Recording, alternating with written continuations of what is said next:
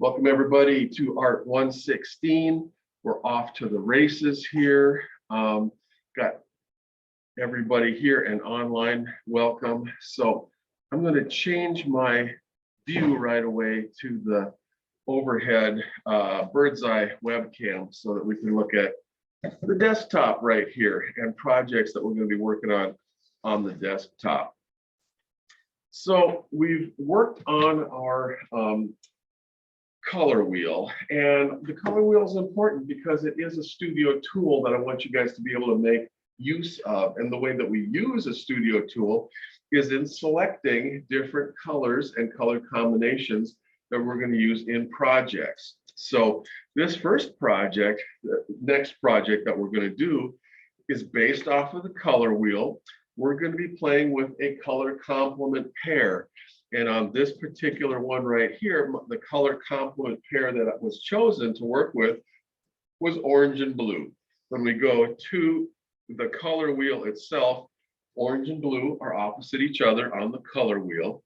And so that gives us a really easy way of finding a color complement pair that are then the colors that we can work with in any given project that we're going to deal with that has a color complement pair. I have added paint colors here in the classroom. So now we have more than just yellow, red, and blue. I have added orange, violet, and green colors so that we've got the real paint colors so that you don't have to mix the secondary colors to get them. So that when you're going to choose a color complement pair, I'd like it to be like one primary and one secondary color, so that yellow and violet would be a color complement pair that you can work with, and both of these colors are in bottles on the countertop by the sink ready to go. Red and green, you got your Christmas colors here. It's a color complement pair. You could choose those and work with those two colors for this project, or orange and blue. So those are the easy colors to work with because I've got them straight out of the bottle, so they're at full spectrum intensity. We don't have to try to mix a color and start to deal with the neutralizing of that color before we're ready to do that. So try to choose one of those three color complement pairs, yellow and violet, green and red, or orange and blue as the color pair that you're going to work with for this project. Once you've chosen your pair, you've got to stick to it. You're committed to that pair of colors.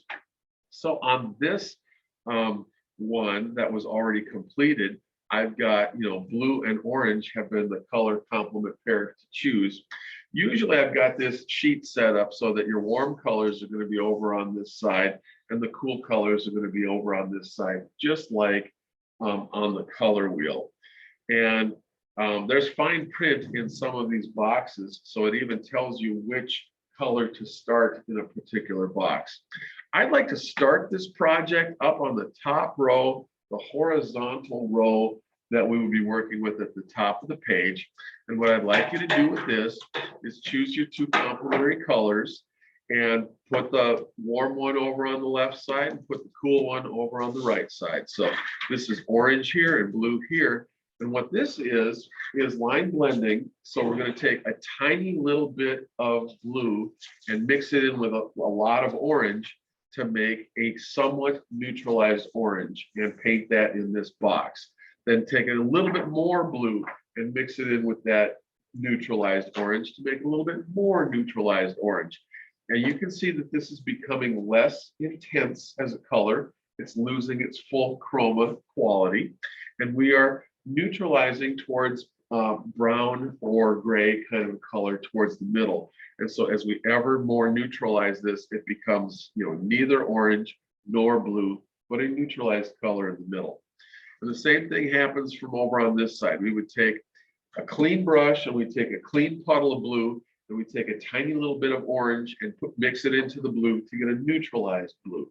And then add a little bit more orange and get a little bit more neutralized blue and keep doing that, neutralizing this direction until both meet in the middle and we get a kind of a neutral color in the middle. And usually it's going to be a gray or brown of some kind. Those are kind of considered neutral in color theory.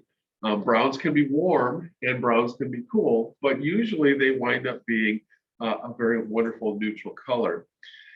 We love working with neutralized colors as designers, fashion designers, interior designers, people who deal with paint and colors, because browns and neutralized colors go with everything. And so somewhat neutralized colors tend to harmonize way better in a color composition than full spectrum intensity, full chroma versions of the color. Full chromatic versions of the color tend to clash or fight in a composition. And so it's really nice to be able to neutralize one or both of the colors if they're going to sit close together in a composition so that they harmonize a little bit better. So this one is where we kind of learned about neutralizing and kind of creating some color harmony between color complements. Going down to the lower 2/3 of this sheet, we've got, for those of you who were in basic design last quarter, we did a value scale. And look, here's another value scale. We've got white paint up on the top. We've got black paint here on the other end. And we're going to mix white and black paint together to get a neutral or middle gray color in the middle, which is what we're trying to do. And then we're going to be tinting up from that middle gray to get higher key values of gray until we are incrementally stepping up just to almost to white. And it's the same thing with getting deeper values by mixing black in with the gray as we deepen the value until incrementally we get to the black, so that the entire value scale is nice incremental changes of value on 9 steps all the way from black to white with middle gray in the middle. So that's the first thing that we do down here. Then we take our color complements that we were playing with up here and we're going to move them down here. And I've got, if you know, right here it says, if using orange, start here with pure orange. And I've got a box like that for all of the warm colors over on this side. And I've got similar boxes like that for all of the cool colors over on this side. And so with orange, we're going to start here, the third one from the top, and we put our full spectrum intensity orange in here. Then we're going to add white to tint upwards, you know, towards a white orange, a whitish orange that correlates, that has a correlation to the steps on the black and white value scale right here. And then we're going to be adding black, and again, trying to get this to correspond to these steps on the value scale, and adding a little bit more black, a little bit more black, until we get down to a black orange down here that corresponds to this step on the value scale.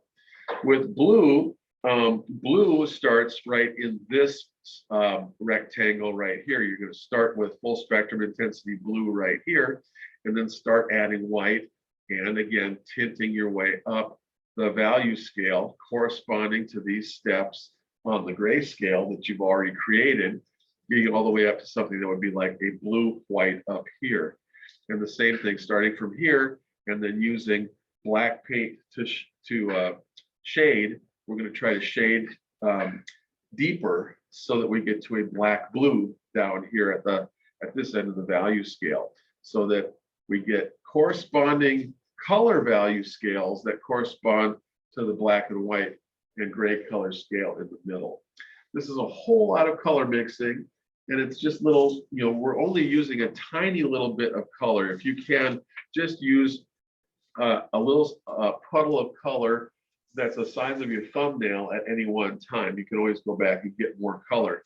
But the biggest problem is when we get these great big puddles of color on here, and we're going to wind up washing most of it away, washing most of it down the drain. So if we can only use like about a thumbnail's worth of color for the puddles that we're working with on our palette, that would be great. So I have handed out blank ones of these sheets, these templates in class, and a copy of this has been uploaded to the coursework, so that when you open up this project, this tertiary color project in coursework, it's our third project. This is available as a printout, as one of the additional handouts that are attached to that project. So those of you at home, if you hopefully have a printer, you can print something like this out.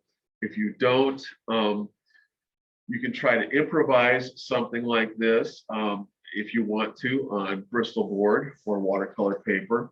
Or if you're going to be coming back next week, wait till next week, and you can pick up a copy of this in the classroom here at that point. But we're going to want to use something like this as the template that we're going to fill in and do this, all of this color mixing that is kind of demonstrated here. So again, we're going to pick two complementary colors, and we're going to put them full spectrum intensity on the ends of this thing. And then using a little bit of each color with its complement, we're going to be neutralizing toward the middle from one color and neutralizing toward the middle from the other color till we get to a neutral, an absolute neutral in the middle. We're going to create the value scale in the middle, and then we're going to do a corresponding value scale on this color down here in this scale here, and a corresponding value color value scale using this color on this side over here. So it'll be fun. It'll be tedious, yeah, but it could be just a lot of fun too. Are there any questions from you guys? Those of you who are online, you can ask away. You can unmute your mics and just fire away. People who are in the classroom, you always just fire away. You always unmute your mics and just fire away. So any questions for me on this project today? We're going to do this today. I'm going to turn off the recording and turn on all the lights in the classroom. Then we'll get out the paints and stuff and work on this today. Plus, if you're still working on the color wheel, we may have to get this finished up too, so that you've got a working color wheel that you can use to choose your color complement pair to get started with today. So, any questions in the classroom? I'm looking around. There's no hands up. Everybody looks pretty bored or asleep. So I'm just. Wait, my neck is disgusting. I'm wide awake. I was there. Oh, you're so nice, Amara. Thank you very much. I just have to put my neck down. My neck was jammed. Okay, Loie has a question for us. I couldn't upload anything yesterday. Right. Okay, my fault, my bad. I just put Or these Monday. last two projects in, and I opened up, or I reopened the social justice one, so that's open through the weekend. Plus these other two projects just got added, so now they're available to you. I apologize for that. I'm sorry. Thank you very much.